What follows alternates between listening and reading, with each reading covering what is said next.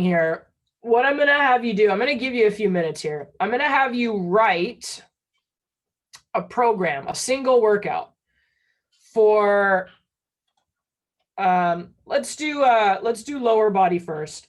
Excuse me. You're going to write a lower body program for a beginner.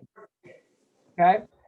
So they're maybe within their first couple of workouts at the gym, and they haven't exercised in years and years and years. They're a brand new beginner, and they're going to train with you a couple days a week.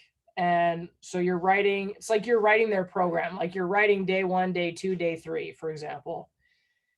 So start off by writing a lower body workout. And this is the format that I want you to use. I'm not, for the sake of this exercise, going to make you do the 6-phase dynamic warm-up, although that's always a good exercise. But I'm not going to make you do that right now. Okay. So here's what I want. I want an A1, A2, A3, and then a B1, B2, B3. Okay. And then you're going to come up with the exercises that go along with that. So basically it means you're going to do A1, A2, A3, and then you'd repeat it again, A1, A2, A3. And then you'd move on to B1, B2, B3, and then go back B1, B2, B3. So if this was 2 sets, you're doing 2 sets of 3 exercises and then moving on to the next. So they're like mini circuits. I like this format a lot. I use it a lot with beginners. So I want you to write this as a lower body workout for a beginner. Okay. So I'll give you a couple of minutes, whether you want to write it on your notebook or whether you want to type it on your screen or whatever. I'm going to give you a couple of minutes, and then I'm going to ask someone to give me their 6 exercises. And we're going to use that to make our little progression tables. Okay. So, give me your little lower body day 1. Just focus on just working on lower body or what, but let's leave it as lower body for now. Not that you wouldn't in a real workout, but I'm using this for the sake of talking through some exercise manipulations for you. So let's just leave it lower body for now. Okay, so should I tell you B1? Yep. I put the body weight squat. Okay. And I did machine leg curls. And the last one is alternate side lunges. Okay, great. Good start. So here's why I'm doing this version of the exercise for you. If you had someone who was kind of tired today, you could adjust sets, reps. You could have them do body weight walking lunges instead of dumbbells. You could have a lighter machine leg curl, right? Fine. You could manipulate the workout that way. That's not a problem. However, like I was saying, if the only thing you ever do is go up sets, down sets, or up weight, down weight, at a certain point, that's not super impressive. Let's say they were feeling super good today. They're like, I'm loving training with you. I feel so much stronger now. And you're like, great. Okay, let's go heavier. I don't know. To me, like, I'm a little bit bored by just heavier, right? So this is like, I'm adding extra stuff here. This is not on the exam. You don't have to memorize it. I'm just giving you what I think makes a better client experience. And if you've worked with a trainer before, maybe you agree with me, maybe you don't. It doesn't matter. I'm sharing what works for me. Josh and I kind of like, we both kind of agree, like, yeah, you know, this is the way I keep my clients longer term, is I'm progressing their workouts in lots of different ways, not just heavier and faster. Okay. So here's kind of what I mean about this workout. Let's say that what I'm trying to show you here is like, okay, well, how would I make it easier? How would I make it harder? If we were to take these first exercises that Toko's given us, first of all, Toko, how would you describe a glute bridge? I want to make sure that you guys understand my language. So how would you describe a glute bridge? Like how to cue? No, like, what does it look like? Am I lying on the floor? Are my shoulders on a bench? Like, what does it look like? lying on the floor, Okay. legs hip widths apart, Yep. and then arms on their sides, Yep. and And then then you lift your hips up, bringing right? hip up. Yeah. Yeah. Okay. That's fine. If you want to call that glute bridges, I have no problem with that. In my own brain, for me, the difference between a hip bridge and a glute bridge, and again, this is in my brain. Okay. It doesn't mean it's the only thing that's right. But in my brain, a hip bridge means your back starts on the floor and your knees are bent and you're lifting your hips. A glute bridge, your back's not on the floor. Your shoulders are elevated. So a hip bridge, the movement is up first. And in a glute bridge, the movement is actually down first. That's just in my brain. You don't have to agree with me. But I'm going to use this language because it makes it a little bit easier to talk about progressions. So Toko, I like that you said brand new client, put their back on the ground, have them lift their hips from there. Great. I'm just for the sake of this exercise going to call that a hip bridge. Okay. Yeah. But let's say they get pretty good at that hip bridge. Well, then over time, I might want to find a way to make it harder, right?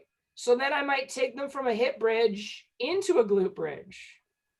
Now, the thing about the glute bridge that's harder is they don't have that proprioceptive awareness of the floor underneath their back, right? So now they've got to be able to hold neutral in space.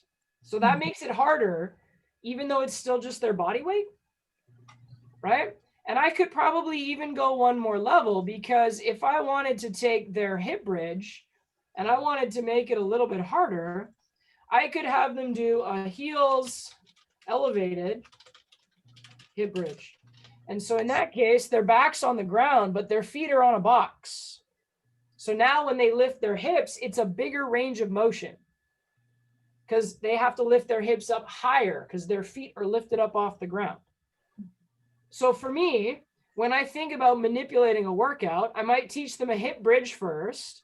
Then I might teach them a heels elevated hip bridge.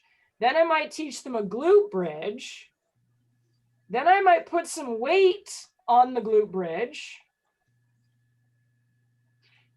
So now I'm going to do a loaded glute bridge, and that could be a medicine ball, it could be a sandbell, it could be a dumbbell, it could be a barbell, right? Like at a certain point, people are kind of expecting to see like a hip thrust type deal, right? And then if I even go one more level, well, now I could do a single leg hip bridge. So their back's down on the ground again, but now it's a single leg movement.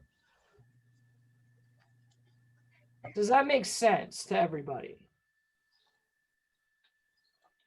So if you were to look at it from a like theoretical perspective, and I was like, okay, cool, glute bridges, heavier, heavier, heavier, and heavier. How long would you stay with me? Versus if I was like, okay, well, first I'm going to teach you hip bridges, and then we're going to go heels elevated. After that, glute bridges. That one's pretty cool because there's lack of proprioception. Then we're going to add load to that. And then finally, we're going to move into single leg variations. Like, how much more is there to learn when we do it that way than if it's just like, yeah, okay, heavier. All right, you did that. Let's go heavier again. You know what I mean? Like, I'm trying to paint a picture for you. But if as a client, I like working with this person. Like the chemistry's there, the relationship's there. I enjoy them. But the only thing they have to offer is heavier. I just don't see sticking around for as long because I get it. Okay, cool. Next week I'll go heavier again. Right? Whereas when I give them different exercise variations, and if I can actually give them something that gets harder over time, like if I actually get the progression right, I think there's a lot more value there. So that's kind of what I want you guys to be able to do. In PPSC, we teach these as pyramids. In my brain, they work as a flow chart. Like first this one, then this one, then this one. And at any level, I can add load, right? But like that's kind of what I want us to look at today. Because when you say, hey, Logan, how do you manipulate workouts? Regress and progress. Like that's the thing that makes sense to me. And I want you to have a little bit of comfort and confidence about how to do that. So case in point, Renee, we go back to your question, well, how do I have a plan if I've never met them before? I'm going to have some kind of bridge variation. And so if round one, I give them a hip bridge and they crush it, I might be like, hey, let's try you on a glute bridge. Let's see how you do. Oops, they're arching their back. Okay, let's come back to that glute bridge, but hold at the top. Don't move. Hold. Hips up, ribs down, head in line. Hold, hold, hold. Drive out against my hand. Squeeze your glutes. Like, they couldn't do the glute bridge with movement, but they can do the glute bridge with isolation or an isometric hold. Okay, great. We got as far as a glute bridge with an isometric hold today, right? So like for me, that experience is going to translate to like, man, my trainer really knows her stuff. And yet all of that was just body weight movement, but like my butt's on fire, right? So that's kind of what I see a lot of people wanting out of our help is that kind of knowledge. Logan, Yes, ma'am. I have a question. Okay, so like a long time ago when we were talking about the planes of movement, like sagittal, frontal, transverse, you said that in a program you would want to see movement on all those planes. I'm just wondering, for this situation, what would be a transverse leg movement exercise? Well, here's the thing. I'm going to get you there. I'm glad you said that. It's really cool that that's popping into your head. I'm going to get there by the time we get to the end of these 6 exercises. Okay. Okay. So the reason why I asked for Toko's exercises, because I wanted to see what she came up with. And then what I wanted to do is kind of show you like I'm using 5 levels very loosely. Okay. But like I've created for you 5 levels of hip bridges, as in hip bridges are easier, heels elevated is harder. If you progressed that to my heels elevated on a stability ball, that would be harder than if it was on a box, right? So like even inside of level 2, there's lots of options. But loosely speaking, I've kind of given you 5 levels of bridging, okay? Bridging kind of by definition has to happen in the sagittal plane because it's hip extension. We can get fancy with landmines later, but like when I teach a hip bridge, it is a sagittal movement. Most people need more posterior chain strength in the sagittal plane. Next exercise Toko gave us was walking lunges. So use the chat box if you want. Give me a score between 1 and 5. Where would you rank walking lunges? Is it a 1? Is it a 5? Is it a 3? Like you don't have to get super specific, but when you think about walking lunges, is that an easier exercise or is that a harder exercise? Definitely harder. I think we would want to just do static lunges first. Amen. Their form's correct. 3, 4 to 5. Yeah. All right. So I'm actually going to put those dumbbell lunges all the way at the end because if you said, well, body weight walking lunges are easy. True, but if I added load, that would make them pretty hard, right? So like you can't classify it 1 to 5 based on load. You have to classify it 1 to 5 based on that chart of exercise progressions we were looking at. Dynamic is harder than static. You nailed it, Renee.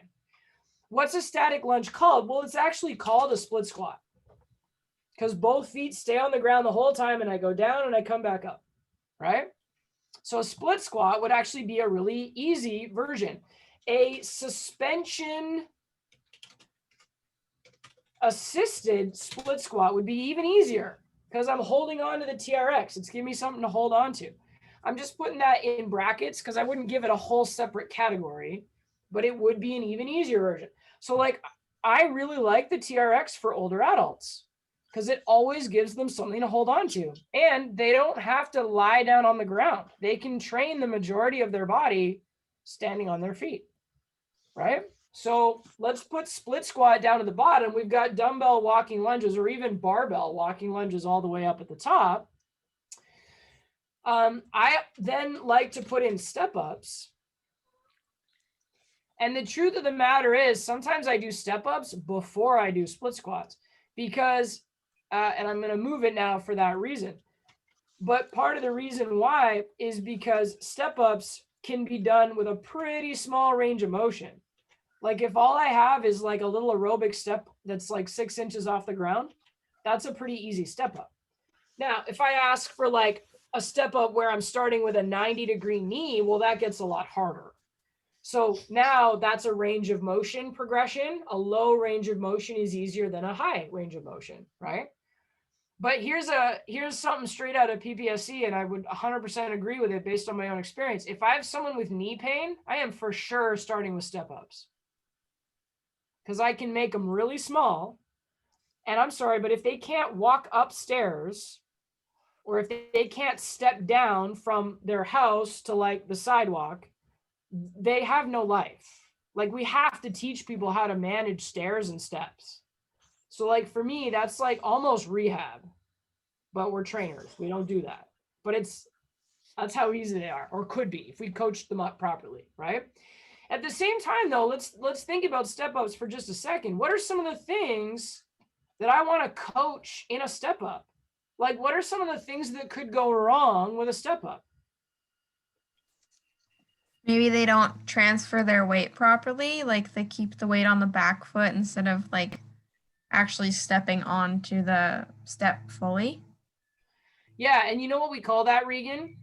What? When you do a step up, you put the foot you're working, you put it up on top of the step. When you step up, you're supposed to push that front foot down into the step, and you're supposed to use your glutes and you're supposed to use your quads to like step up. Mm-hmm. But instead, what they end up doing is they use their back foot and they kind of do like they push off their toe, and it's like they're doing like a calf raise off their back foot, and they use that instead. They don't actually use their front leg. Though that be an example, they're not transferring their weight. They're not leaning into the front leg and standing up. They're just kind of like calf raising into a new level. Yeah. That's an example. We also said they might have trouble with their balance, for sure, because there's a moment where you go from 2 feet to 1 foot, right? And Yvette, even to dive in a little deeper on that, what contributes to a lack of balance is like a weak foot. And so a weak foot is like their arch flattens, or they just have flat feet, or like they just their feet don't actually move. Like you've got people whose feet are like, it's like they're wearing flippers. They can't move them. But like feet are supposed to curl, and you're supposed to be able to plantar flex and go up on your tiptoes, right? So like there's people that they just don't use their feet, and so their feet are weak. So we need to work on that, right? So balance and balance exercises and calf raises and step ups to me are all like level 1 exercises. Because if you can't do them, like, can you even walk properly? Like walking is level 1 for me. A step up is like walking, but like up that high, right? So step ups to me pretty important, and that's why they're level 1. Then we'd go look at our split squats, okay? And then it's reverse lunge. Okay, and in brackets, side lunge, because we got to learn sagittal before we go learn frontal plane. And then it comes forward lunge, and then it's walking lunges. Now, can anybody take a guess at why a forward lunge is harder than a reverse lunge?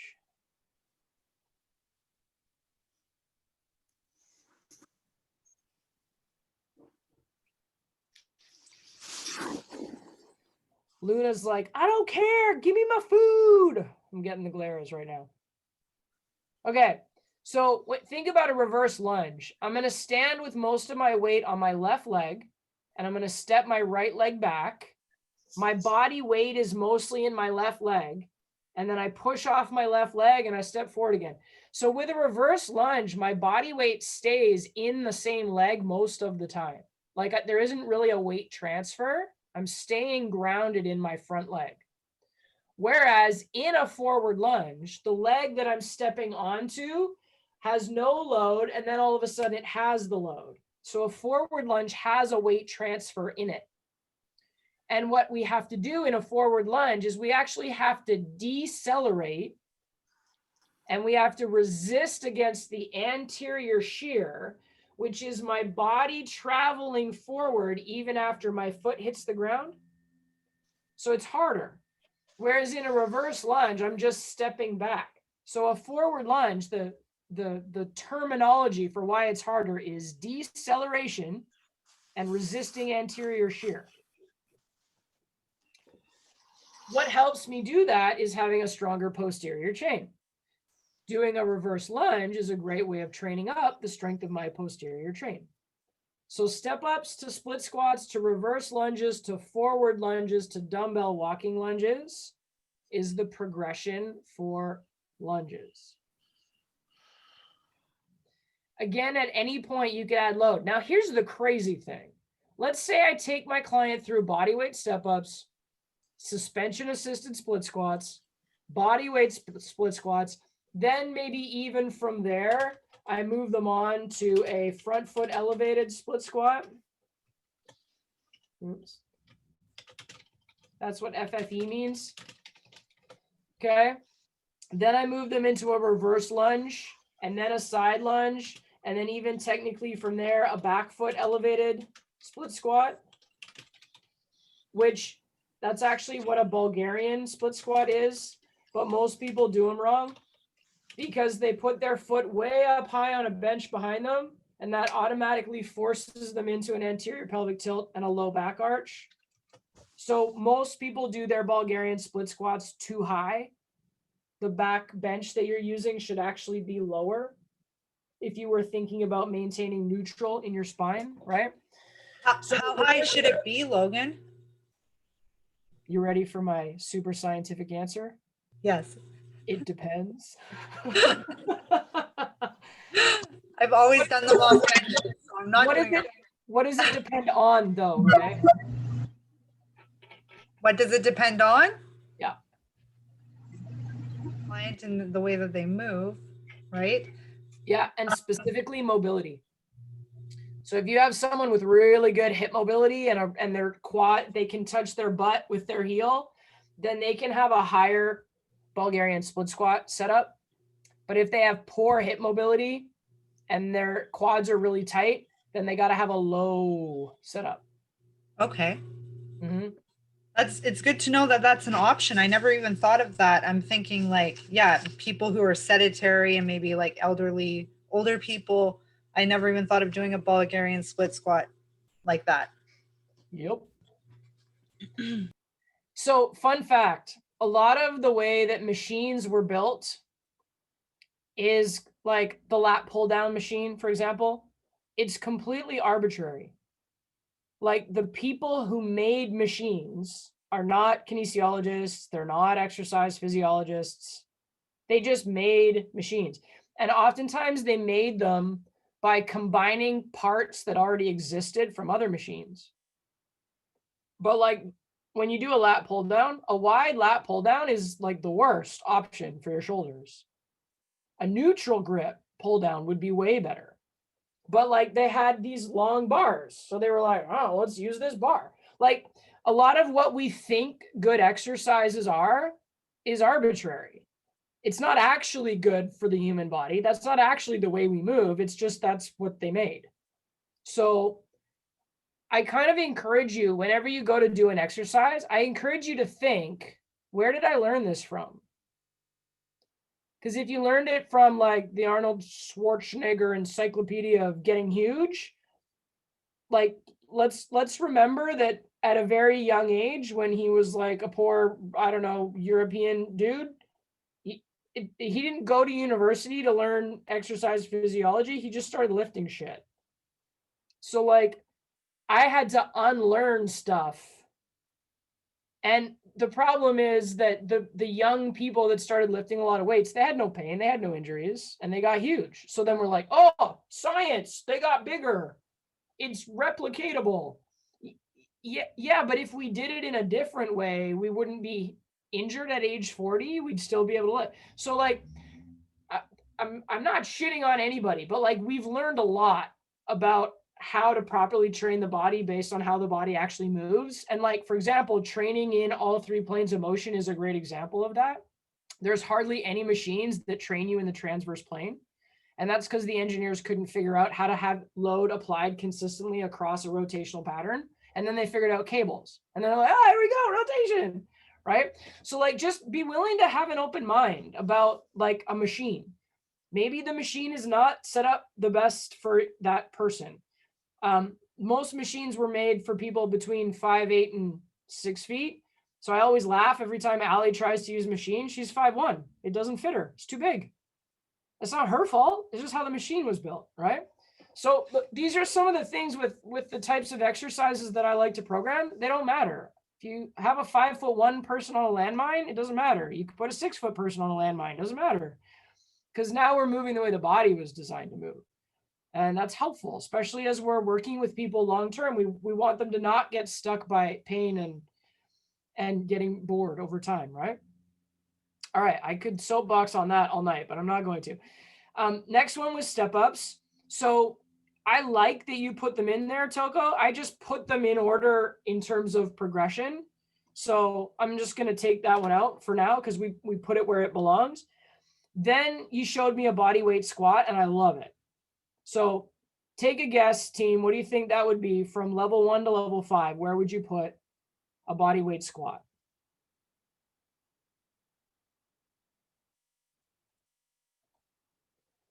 Toko says 3. So then, Toko, how would you make that body weight squat easier? What would you do to it? That's a good question. Easier than squat. Regan said something. A box squat or a wall Bosu squat. I think you mean a wall ball squat, the one with the ball behind you, maybe. Yeah, Bosu you'd have to stand on it, and then that makes it wobbly. Wall ball or TRX. Okay, cool. There we go. So you're starting to get it. I'm actually going to put the body weight squat down at level 1. I know that doing the overhead body weight squat throws everybody off because they're like, oh my God, this is so hard. But also sitting down on the toilet is a squat. So like, sorry, team, but that's like a level 1. Okay, we got to be able to sit down on the toilet without too much trouble. However, suspension assisted could go in there, right? Because we could use that to make it a little bit easier. That would be fine.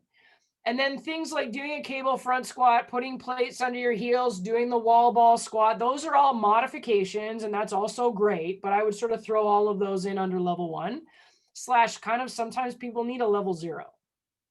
That's okay. That's fine. But we're going to put body weight squat at level 1. Then what we're going to do is add some load, right? Because a body weight squat is a body weight squat. At a certain point, you're going to have to add load to it. But now how do we give people a safe squat? Well, I'm going to say goblet squat to box. What we like about the box is it controls range of motion. A lot of people go too far down, and then that's where they lose neutral, right? Their back arches or their back rounds or their knee falls in. So having them just do a smaller range of motion means the squat looks better. And then once they're good at the goblet squat to a box, then they can just do a goblet squat, right? So this is what I want you to understand. Why is a goblet squat the first way that we load the squat? Like, why is that the easiest way to add load? It comes down to understanding where putting the load on the body changes things. If I hold a goblet in front of me, the weight is on the front. My body naturally reacts by tensing up the abs. So like if you hand somebody something heavy and they're holding it in front of them, they automatically go like, and like brace their abs to hold it. A lot of the reasons why people lose neutral spine is because their abs aren't braced, right? So the first place that we want to put load is at the center, Regan, like you said, because load at the center causes us to tighten up the center, right? So I want to teach someone how to do a body weight squat first so that they learn the hip and knee and ankle flexion pattern, right? I want to make sure when they stand up, they're standing up tall, not standing up with a hinge. But then once they know the pattern, the first place I want to add load is at the center. Now, a cable front squat where my arms are out in front of me and I keep my arms straight as I do the squat. Yvette, it was the one I showed you in Nanaimo that time, right? The reason why a cable front squat is easier than a goblet squat is because it pulls the weight out in front of you even more. So if a back squat is the hardest, a front squat's next, a goblet squat's next, well, if the weight's way out here in front of me, it's even easier. So whether you do a cable front squat or whether you do a squat with a forward reach, it's offsetting the body weight and then it makes it easier. So I don't know if you have something like a book or something heavy enough, but if you do a squat and as you squat down, you extend that weight out in front of you, it's actually easier to go lower. So a cable front squat or a squat with a forward reach is actually easier than a goblet squat, technically. So it's like we're going to add in like a 2A and a 2B if you want. So when I'm writing these levels, I'm often writing something before and I'm writing something after because those are the things that kind of fill in the gaps. So cable front squat or squat with forward reach. Those are easier than a goblet squat to a box than a goblet squat. Okay. You could do a cable front squat to a box, but like for me, I don't know. That's probably a little much. But whatever makes the client feel safe and comfortable. Okay. Then from there, we do a front squat, and I would say dumbbell or maybe barbell for some people. And I'm going to have to post a video of it because it's hard to explain. But a front squat is really challenging because of how much flexibility you need to get under the bar. There's a really easy way to use lifting straps to make a front squat a lot easier. I'll find a video and I'll send it to you guys in the group. Then from there, we would do a back squat. And then the very hardest version would be an overhead squat. And in all reality, not a lot of people do that. You could do unilateral overhead. You could do bilateral overhead. I like to do unilateral overhead squats with kettlebells. So like I front rack kettlebells, I press one overhead, I do a squat, I sit down at the bottom of the squat, I switch, I stand up. But like that shit's hard, guys. I don't do that often. Okay, so like I like levels 1 to 4, just fine. I even like levels 1 to 3, to be honest. Okay. I'm spending a little extra time in squats because it's October. So you've probably seen some people in the gym like squatting every day. Crazies. Okay, do you have any questions on the squat level there?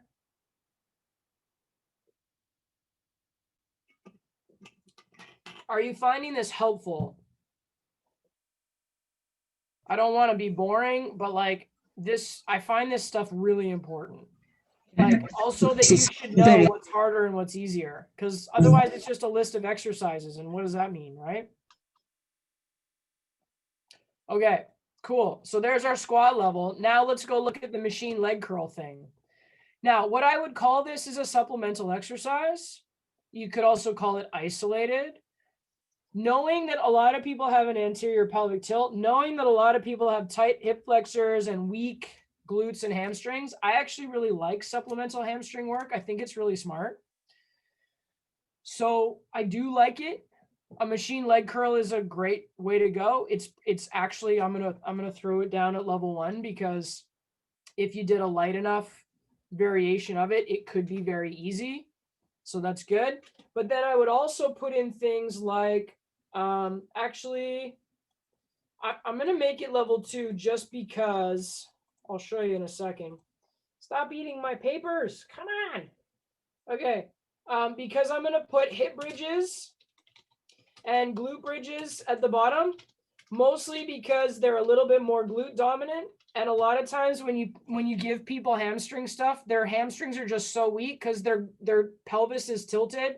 Like you give them a little bit of glute strength, you help them get to level, and then they can start doing hamstring stuff. So I'm gonna put it as level 2. Okay.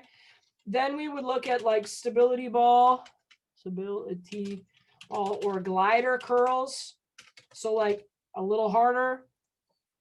Then we would go glute ham raise or like a back extension. So a glute ham raise, your feet and your hips and your head are all level, and then you bend down and then you come back to level. Whereas on the back extension, you're at a 45-degree angle and then you hinge that way and come back up. So it's like glute ham raise, you're parallel, back extension, you're at an angle like that. Okay. And then at the top, I would say, well, like RDLs and deadlifts. right? Because now we're doing standing exercises. So when I say you got to squat, hinge, lunge every day, everyone's like, oh, barbell squats, deadlifts, and walking lunges. And I'm like, yeah, but those are all level 5 exercises. How do I bring it down from there? I would put cable pull-throughs here too.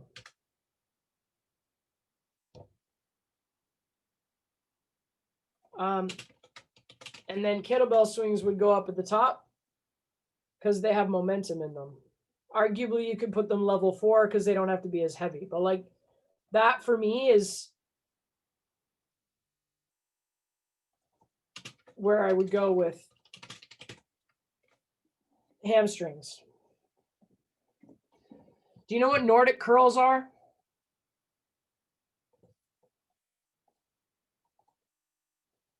Seated, easier than lying. Yeah, Yvette, that's a great call. You could do seated first, then progressing to lying. People are more likely to arch their back when they do the lying one. So the seated one's a good place to start. Plus, I also think about people that are overweight. It's just not comfortable to lie on their stomach. So it's more comfortable for them to do a seated version. So yep, I like that. And then good mornings. Yeah, I mean, I can't tell you the last time I programmed a barbell good morning because I don't really like loading them on the back of the neck. I find that a little bit contraindicated for most people. They tend to lack the shoulder mobility that they would need to do that. But for kettlebell swings, I would put a chest swing, which is an anterior loaded good morning. So if I hold a kettlebell in front of me and then I hinge from there, I just don't really like putting, I get it. It is possible to do good mornings well, but I find a lot of people lack the shoulder mobility needed. But you could put good mornings in that level 5 if you wanted to. So I'm going to put maybe kind of sort of good mornings, but not really. I'll leave that up to you. Some people it makes sense, but not a lot. It's not my favorite. Okay. And then we have alternate side lunges at the bottom here. So good job, Toko, for putting something in the frontal plane. I like that. I put those in the lunge section because we do have to let people get strong in the sagittal plane first before we go lateral. But just for you, I'm going to leave them in as their own thing for a second because I do also think there's some ways that we can build up strength in the frontal plane. So I would do side lying leg raises, side planks with a clam, side planks with a banded clam. Like I would do all of that kind of stuff in level 1 because they're all pretty glute med specific. Then I would do lateral step ups. So the step ups that we taught before, we were stepping forward onto a bench. Well, what if I stood on the side of the bench and I stepped up sideways? That's kind of cool. So I would do lateral step ups and I would do glider, slide line, glider, side slide things. There's a video of that. So instead of stepping to the side, you stay standing on this foot and then you just slide the other foot away. So that's another glute med exercise. I can show you videos of all these. Then I would do static side lunges. Then I would do stepping side lunges. That might turn into alternating side lunges. I would load that goblet style first. And then I would move to skaters because that's a power movement side to side. So that for me is the progression for side lunges.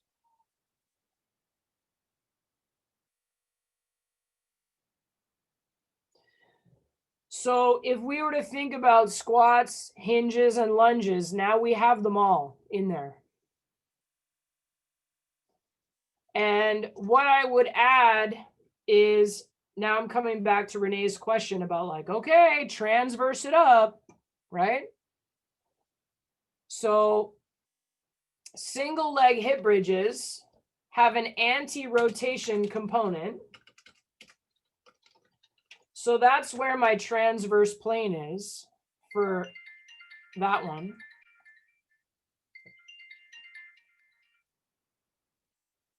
Okay. And then in my dumbbell walking lunges, I'm just gonna put it down in the side lunge place, but I would go curtsy lunges. That has rotation in it. Or I might go split stance, Palloff press, because it's a static lunge with an anti-rotation in it. Or I would go split stance or low lunge cable twist or medicine ball twist, right? So that's where I'm putting my rotation into my lunge.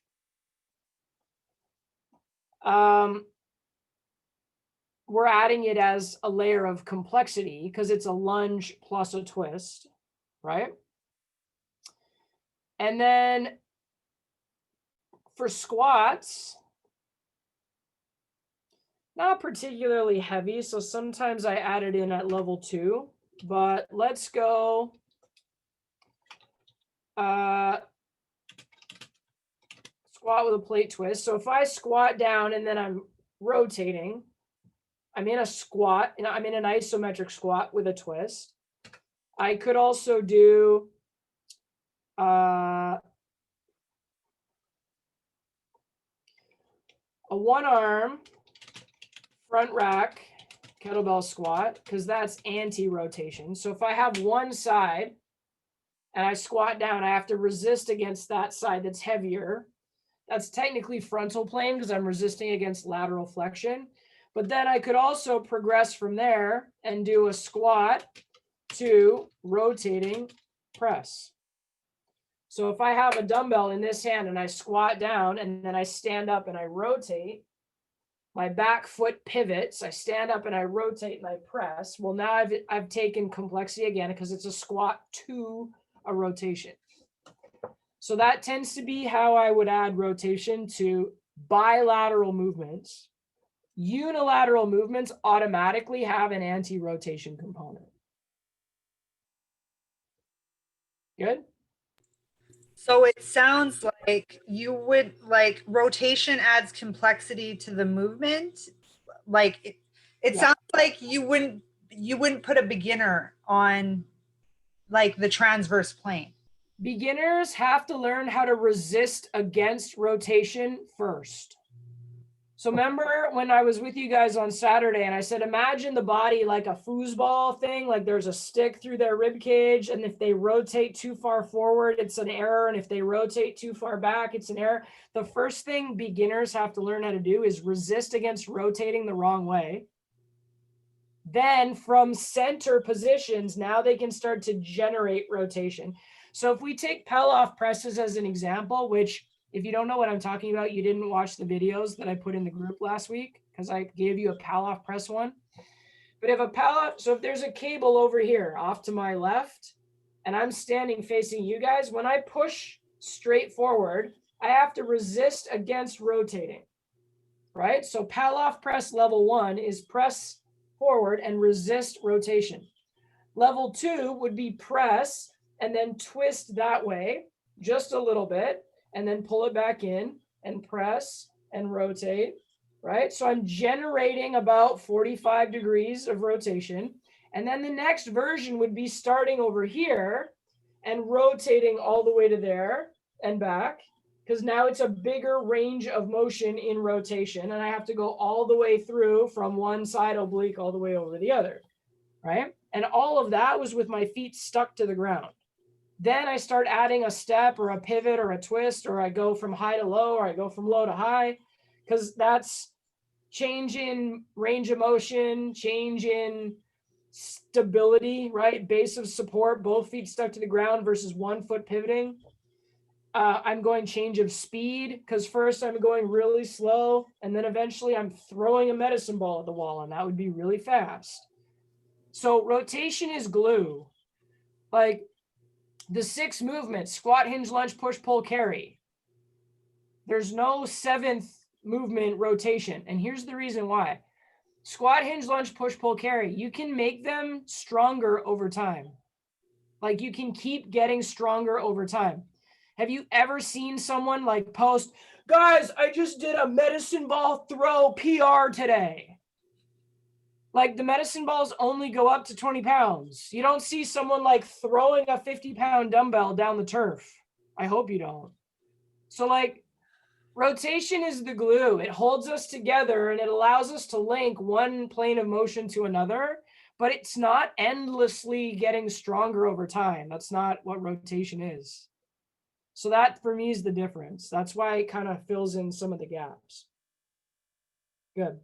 All right, I'm about to get my arm chewed off, so give me 5 minutes to go feed the beast here. Take a little walk, because I know this is very word heavy, and then when we come back, we'll do the little upper body program day, okay? All right, brief pause. Exercises. All right, let's do it. Who wants to give me upper body exercises?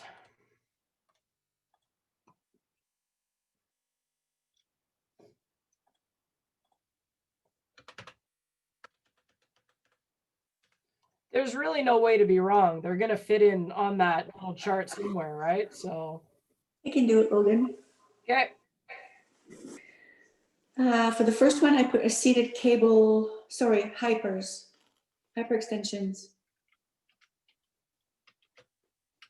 So like when you're on the bench and you're doing that thing, can we call them back extensions instead? Is that okay? Yeah, yeah.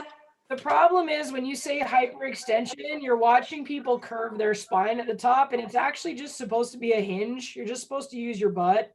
So let's just call them back extensions. Okay. Thank you. Okay. And then I put resistance band curls, bicep curls. Nice. Okay. And then I put a seated cable row. Okay. And chest press lying on the ground. So a floor dumbbell press or a floor dumbbell chest press. Yep. Okay. Dumbbell kickbacks.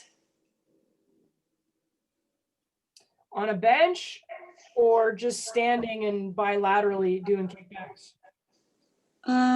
Probably on a bench with one arm first. So we'd call that a 3-point dumbbell tricep kickback. Okay. And a medicine ball shoulder press. So like pressing up the front. Yeah. Okay. Woo, look at Yvette get all hybrid. I love it. Okay.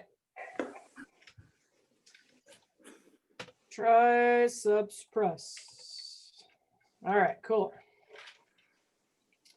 Get myself organized here. B1, B2, B3. All right.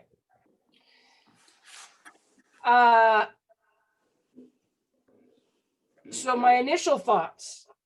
First of all, remember there's a million ways to be right. But also, I'm kind of thinking through the lens of like what I think it would feel like to do that. So I think that if you did biceps curls first and then seated rows, I feel like your biceps would be pretty tired. And biceps contribute to a row, right? Like when you do a row, your biceps are helping you. Yeah. So I like that order if it's someone who's a little more advanced, because that's called a pre-exhaustion. So you're kind of pre-exhausting the biceps and then you're having them do a row. The idea is they'd have to use their back muscles more. If it's a beginner though, I think it would be tough because their biceps would be so tired, they probably couldn't even do the row very well, or the row would have to be so light that it kind of wouldn't necessarily be all that worth it. So if it was a beginner, I would just flip those. Okay. again, it's all like, well, it depends. In this case, I'm just saying because it's a beginner, I would flip it. Bigger muscles first and then smaller muscles after, right?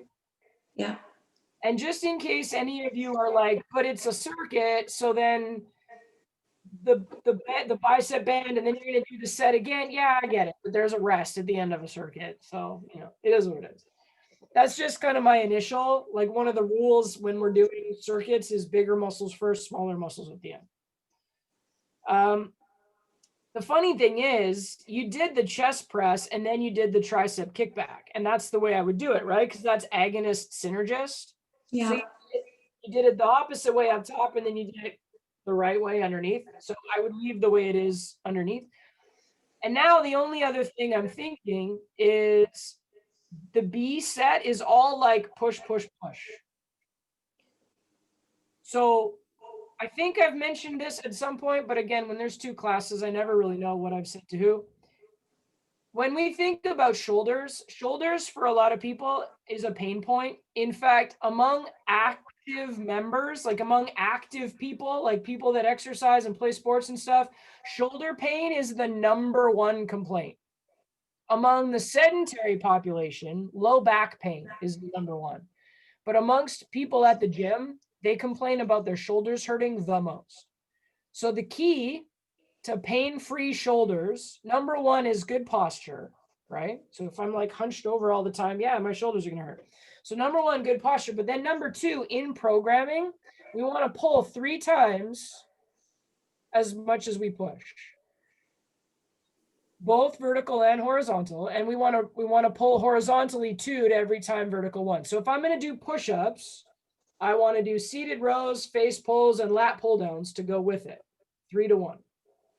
So you've got 1 pull and at least 2 pushes, like a chest press and a shoulder press. So that's fine because they're probably going to work out with you more than 1 day a week. So if this was their push day and then they had a day that had a lot more pulls in it, that would be fine. And at least you've put a pull in their push day. But if this was day 1 and day 2 was their leg day, well, then there's not enough pulling for pain-free shoulders. I'm going to leave it alone as it is for now, but that's just like an addendum. Okay. All right. Back extensions, I think it's always good to put more glute things in a workout. So I don't have a problem with that. But technically, they're a hinge. Okay. If what you wanted was you're thinking upper body, I want to strengthen core, I want to strengthen back, it is still a thing to move into extension, right? Like at first I want to do dead bugs and planks and keep the core in neutral, but then eventually I might give them crunches and sit-ups. That's okay. I'm not saying don't ever do them. I'm just saying don't do them first. Same thing with back extensions. At a certain point, I might want to give them extension exercises, but I would start with something like a cobra first, or I would start with like T and Y and I flies because it's a little bit more about strengthening the upper back. I wouldn't necessarily give them, like, I don't really want people to do hyper extensions, but like at a certain point, I will train extension. I just don't know that I'd give it to a beginner. So from the perspective of training spinal movement, I'm going to leave this in here, not a hinge, but from the perspective of training endurance and strength for the lower back, I'm going to leave it in there. But I'm definitely going to push it at the end of the levels, right? So we're going to put back extensions over here for now. And then what that means is I want to go prone, T's, Y's, and I's first. And then I might want to do a cobra, and then I might do a back extension exercise. Okay. So that's cool. We didn't really put flexion in anywhere, but we did a bunch of core stuff last time, right? So like dead bug, plank, side plank, hip bridge, quadruped, all of those have to be good before we go do sit-ups and crunches. That's just core progressions. So leave that one alone. And then when it comes to seated cable row, I think that's pretty easy. Like it's definitely, they're seated, they're upright. But I'm going to put 2 things in before that. So TRX row is awesome because it engages the whole posterior line. Like you got to squeeze your butt. You're in a reverse plank, really, right? And I would even put like a TRX reverse plank first, because it's like another way of doing like the T and the I and the Y, but I'm in a standing position. I'm just in a leaning back position.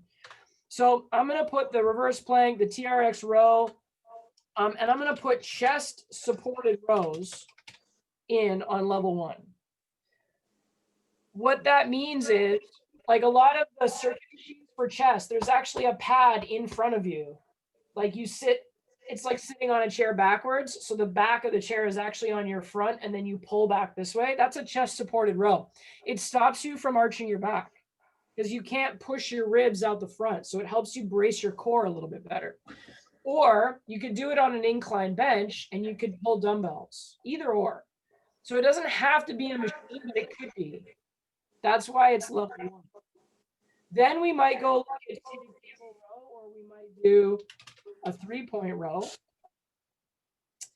And then you could do a side plank, cable row. Like you can do all kinds of stuff with rows, right?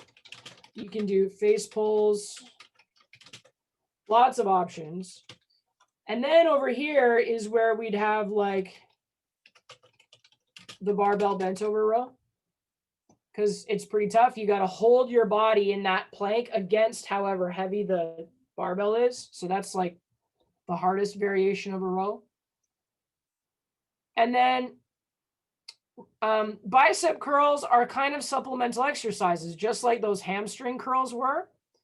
And I think a banded version would be pretty easy. So like sometimes when it comes to biceps, I don't necessarily do like level 1, 2, 3, but resistance band is great, partly because when your arms are at the bottom, the band is at its loosest. And then as you curl your arm up, the band gets tighter. So as your muscle gets tighter, the band also gets tighter. That's what we like about bands. It's called reactive neuromuscular training. So the band stretch matches the muscle contraction. So that's cool. We like that. So I would leave band curls at the bottom. I would put like a seated or a standing curl as level 2. And then I would put an incline seated curl or a preacher curl. I would put that a little higher because now you're changing the angle. So if you're sitting on a bench leaning back and doing a bicep curl, it changes where the force curve is. Same thing with a preacher curl. That makes them a little harder. Seated and standing curls. I would also say like a hammer curl would fit in here because a different grip can sometimes be more comfortable for people than that fully supinated grip with the pinkies pointing up towards the ceiling, right? Okay, cool. If someone's just weak, they do need to get stronger. So there's nothing wrong with programming bicep curls.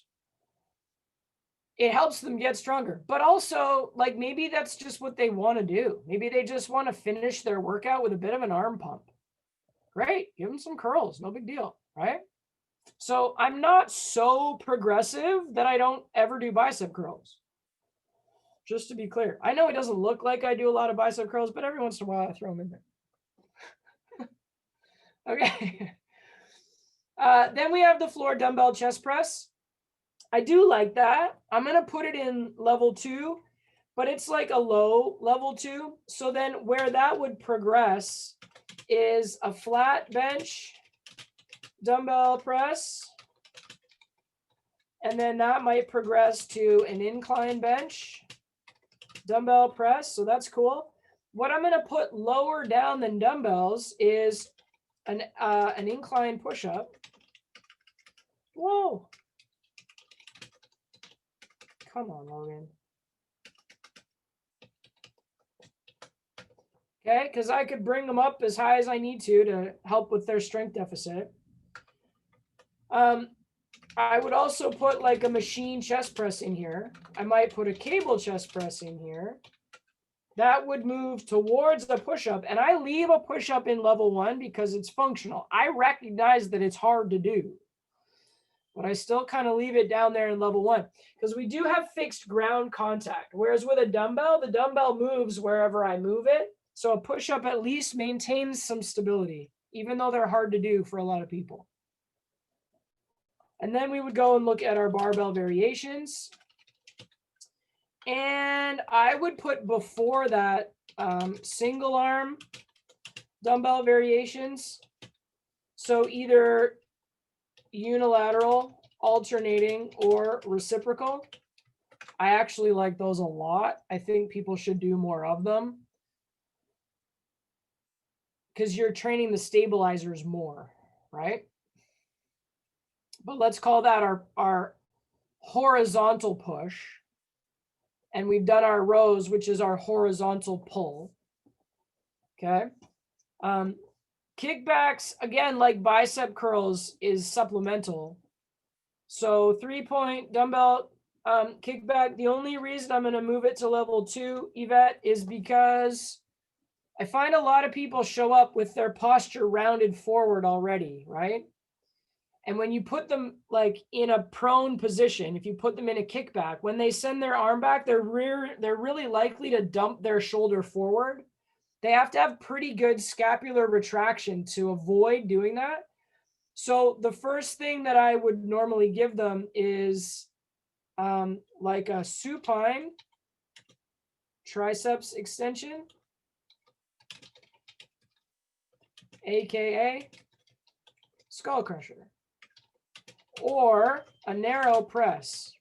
Because if they're lying on their back feeds stability in to the shoulder blades.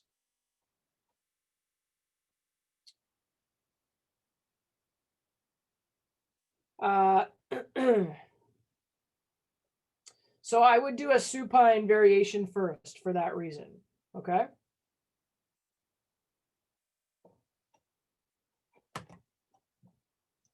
Then you could do kickbacks. Then you could do like an assisted dip machine. Then you could do a TRX triceps, whatever. And then at the very top, I would say is like body weight dips and muscle ups. That's like way at the top, but like because it's a supplemental exercise, cool. It's I would put like cable stuff in here too. Like cable rope pull downs, cable reverse grip, tricep stuff. That to me would be a good level 2.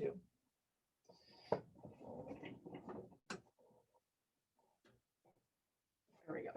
Okay. What about a close grip press, like on a barbell close grip?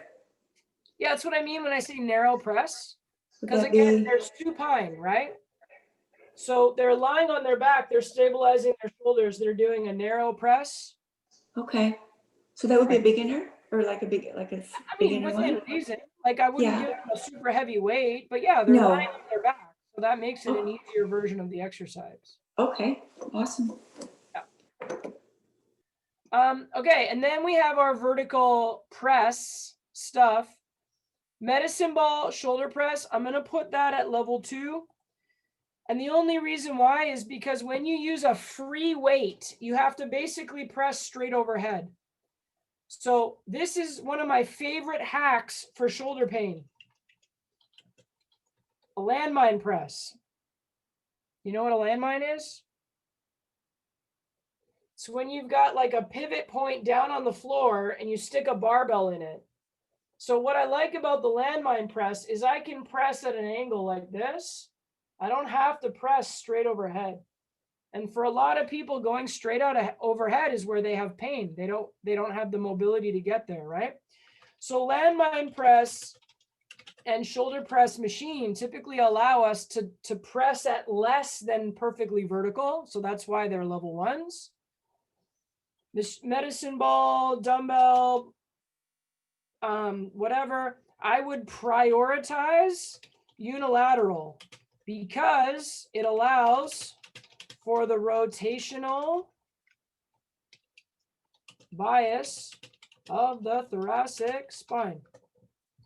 So if you're used to doing bilateral presses overhead and you do an alternating press one arm at a time and you let your torso rotate just a little bit, it's way more comfortable.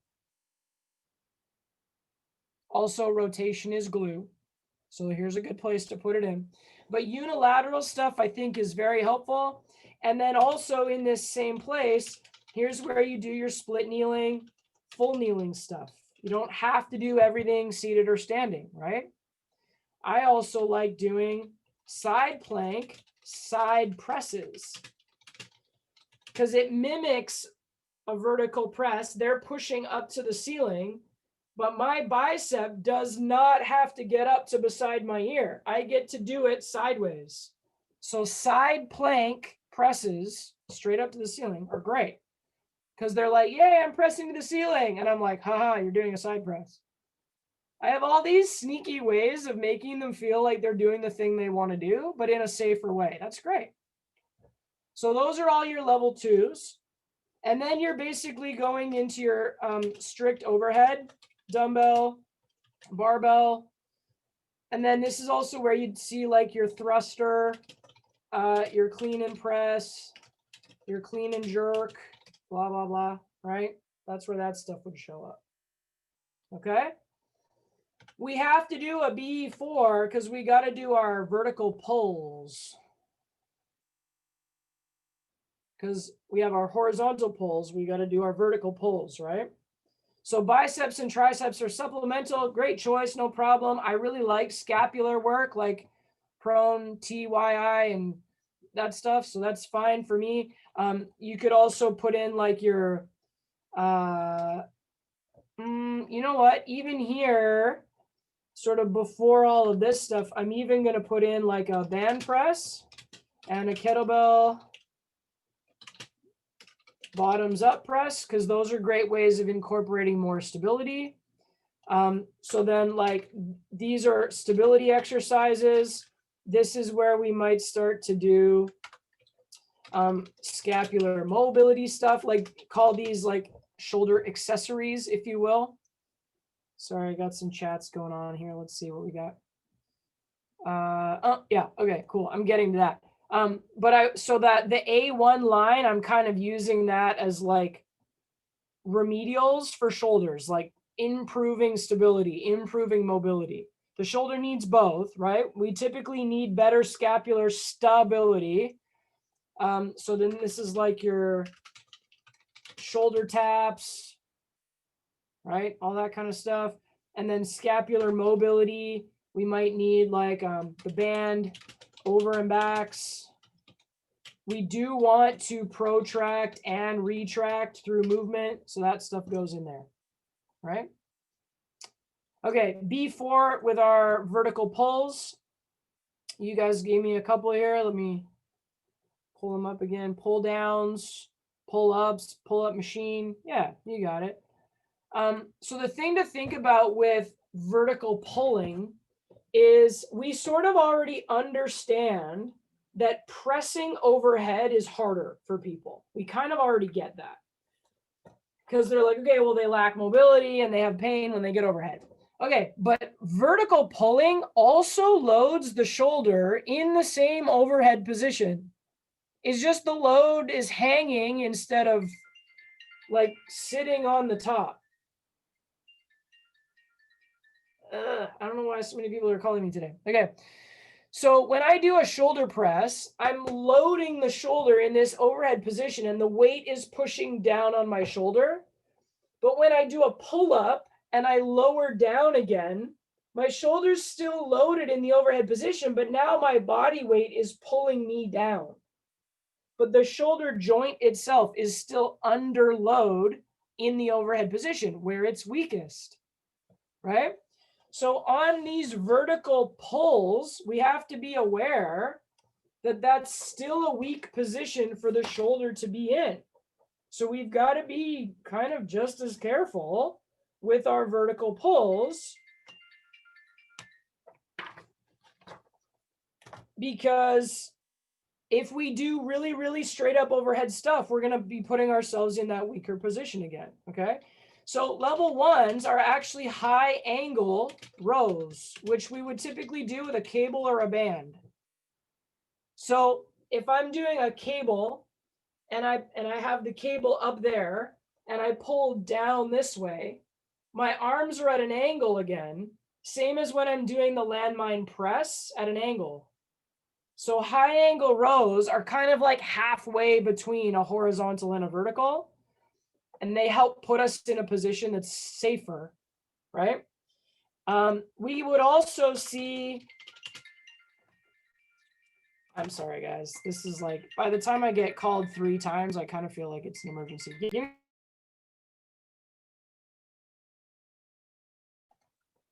Okay, sorry about that.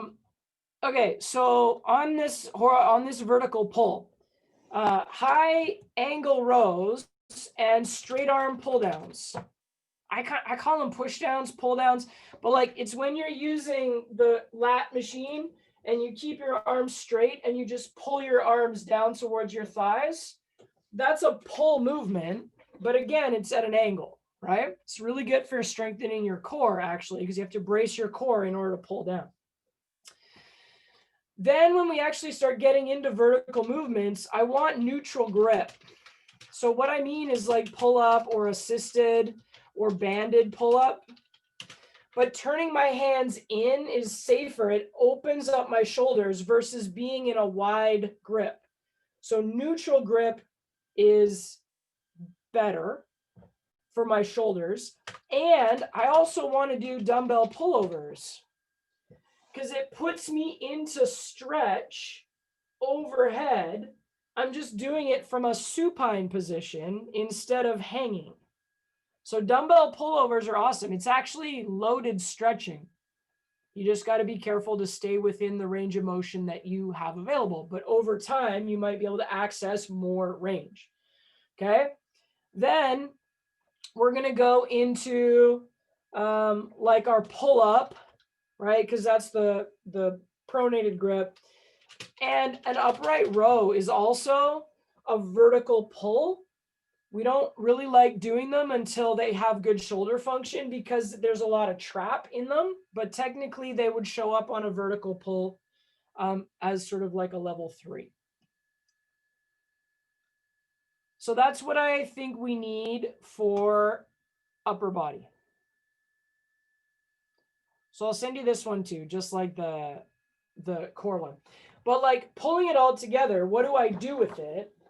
Well, when I'm writing my workout for my client, I could take a level 1 exercise and give it to them at low weight with a reasonable number of sets and reps for a while, maybe even add some weight as they get better. Then I might give them a level 2 exercise, maybe add a little bit of weight. Then I might give them a level 1 exercise again, but heavier or slower or for more volume. Then I might give them a different level 2 exercise.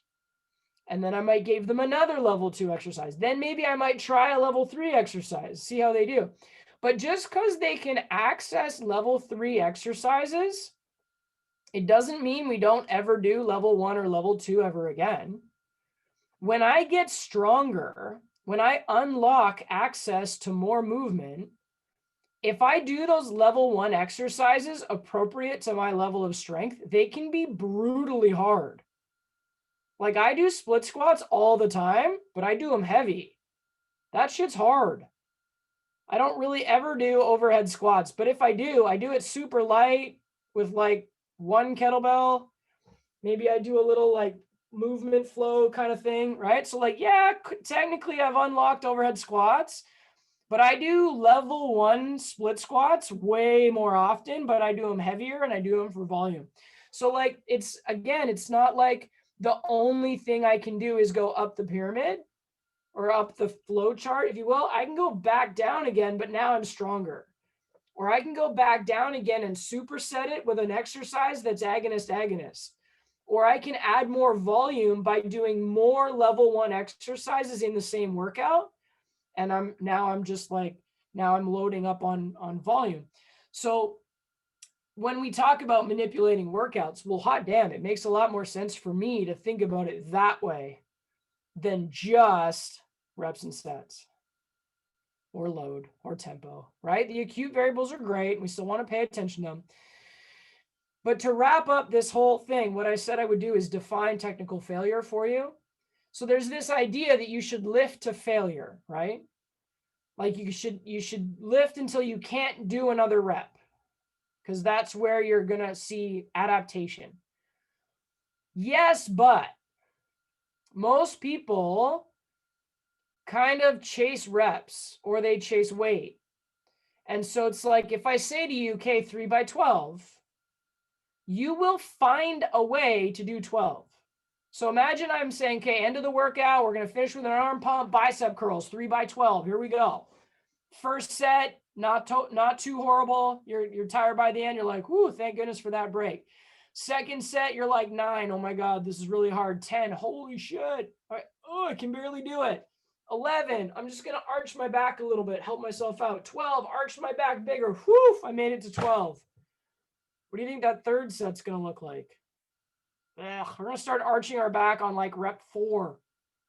Okay, so technical failure is the second you lose neutral spine, or the second you show me unwanted rotation and you can't fix it. So if, say we're now in set number 3 and it's rep 4 and you start arching your back, I might say ribs to hips, hold that core in tight.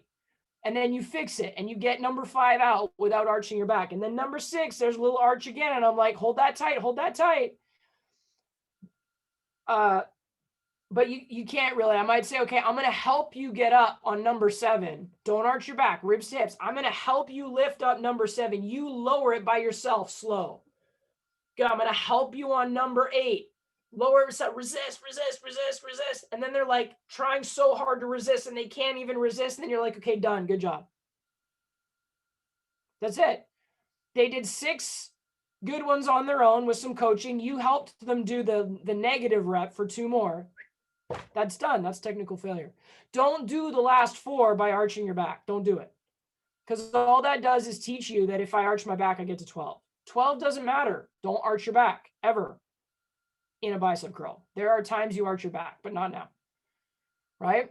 So if we get better at holding the client to that movement standard, neutral spine, manage unwanted rotation, breathe, right? If we get better at holding the standard there, they actually get stronger over time. They actually move better over time than if we let them cheat and compensate and arch their back and have shitty form. So then when it comes to manipulating workouts, I really only count good reps. So if it says 3 by 12 and we did 12 and 10 and 8, but 12 and 10 and 8 were all really good reps, you're actually going to be stronger next week than if you did 3 by 12, but half of them were shit. So then we just got to get really good at seeing loss of neutral and unwanted rotation, right? So I say this all the time. You're not hiring me to write a program. You're hiring me to write a program. And when I help you execute the program, what you get is what I see and what I say, so that you're actually executing the program way better than you would on your own. That's what you get when you hire me. If you just want a program, go download one for free. I'll tell you where I look up programs. I don't care. The piece of paper does not take away my job. The piece of paper is just a piece of paper. Until they make paper that can talk, I am not out of a job just because you find somewhere else to get a program from, right? Also, not to shit on it, because I do really think Trainerize is a great tool. But like, remember how I've kind of been bashing some of the form and technique of some of the exercises, like the foam rolling for the chest? That's like a video that talks to you, and it's still wrong. So if we just get good at knowing what good movement is, then we're even better than apps that talk to our clients, because sometimes apps say the wrong damn thing. It's not foam roll nipples. It's foam roll your pec muscle that's like up here. It's not like up here, right?